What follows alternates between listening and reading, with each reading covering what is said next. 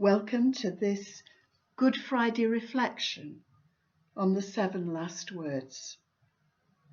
These are the 7 sayings of Jesus spoken from the cross, which are recorded by the Gospel writers.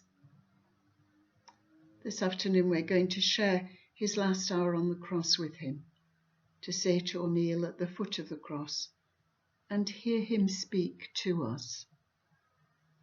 What follows is a series of 7 short reflections. Please do feel free to pause the recording after each reflection to give yourself time for your own thoughts and for your own prayers.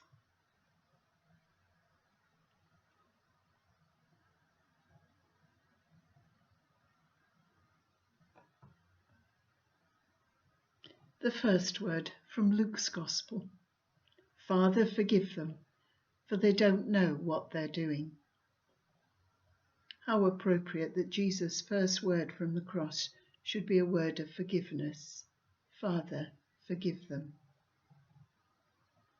It's precisely because he longs to forgive and heal and lead us back that he's chosen this path, chosen to be born, to share our lives, and now to die for us. For him, forgiveness is always the first response.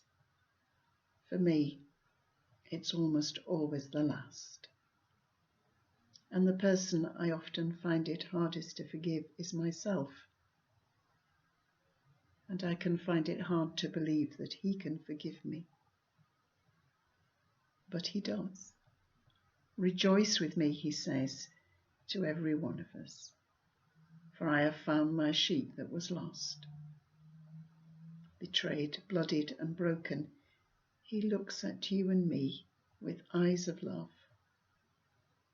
Father, forgive them, for they don't know what they're doing.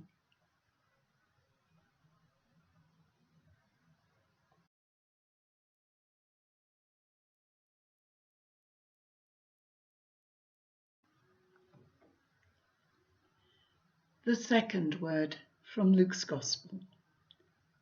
Truly I tell you, today you will be with me in paradise.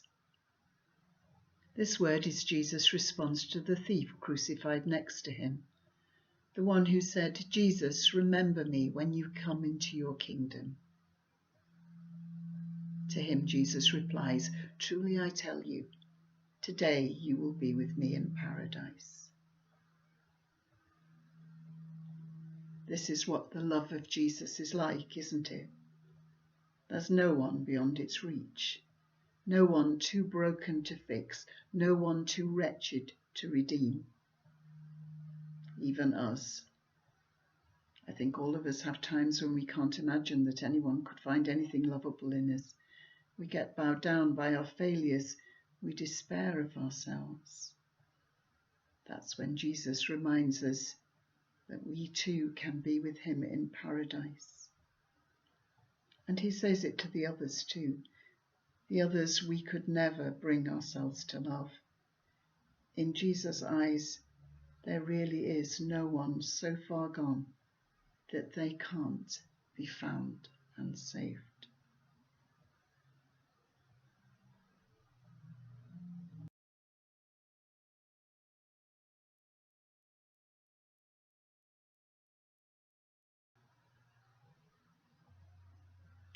The third word from John's Gospel.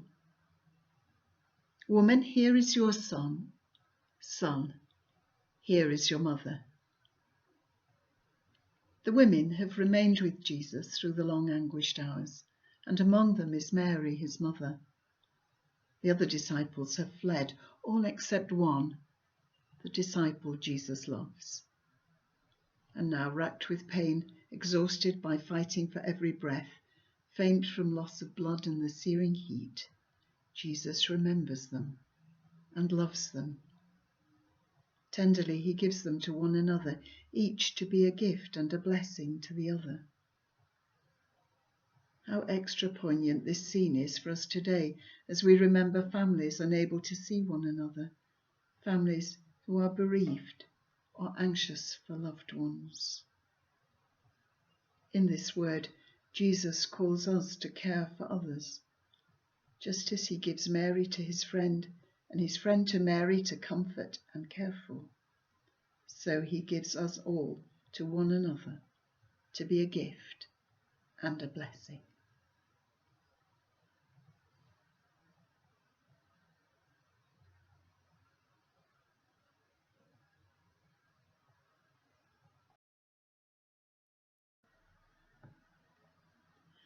The fourth word from the Gospel of Mark.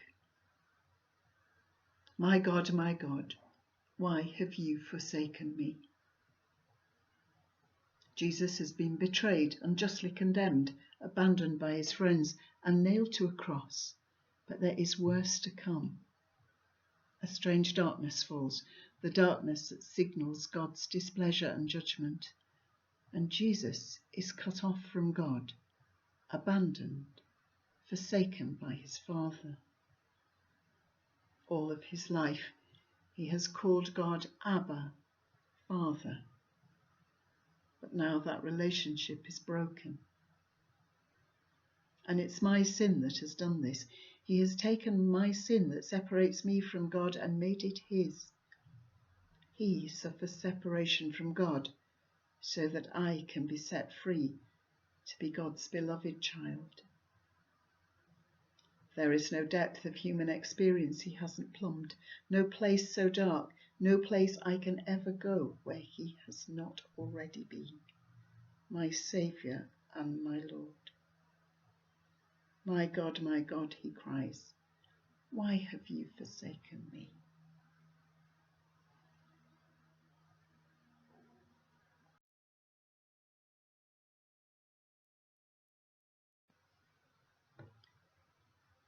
The fifth word from the Gospel of John. I am thirsty. Jesus says, I am thirsty, and they bring him sour wine from the barrel that the soldiers have standing by to quench their thirst. But there's more to this than physical thirst. Jesus is the water of life. How can Jesus be thirsty? He was thirsty once before, remember? He stood by a well and asked a Samaritan woman for a drink, and then he offered her himself as a spring of living water. Those who drink of the water that I will give them will never be thirsty, he told her. But now this spring of life is dried up. Jesus himself is thirsty. He's in that barren place of which the Psalms and the prophets speak, the place where God is absent. This is the very lowest point. And as for us at our lowest point, when we're in that barren place where God is absent, we can know that Jesus has been there before us and can rescue us.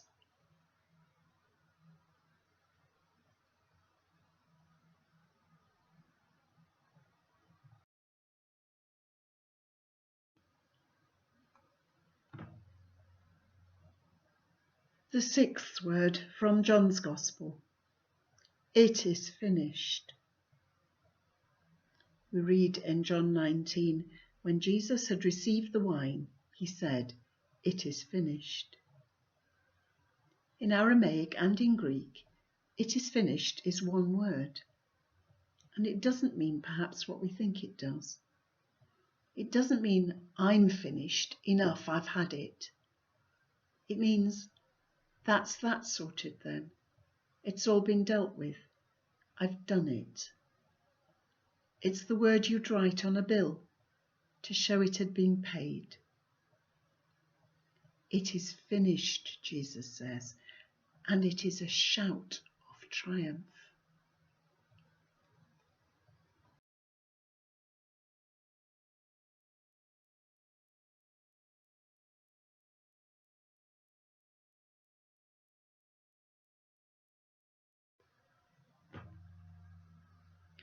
The seventh and final word from the Gospel of Luke.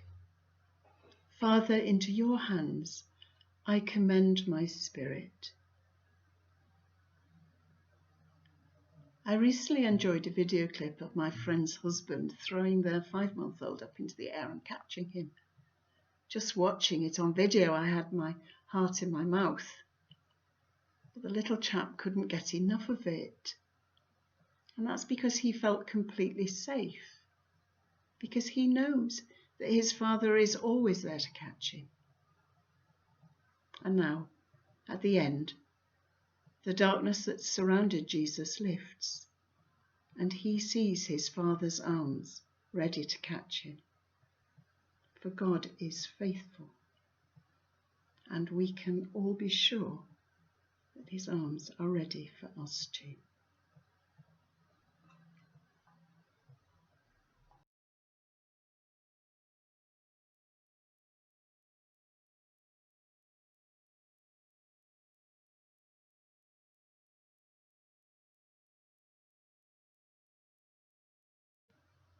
Perhaps you'd like to end this period of reflection by saying the Lord's Prayer and a thanks be to God.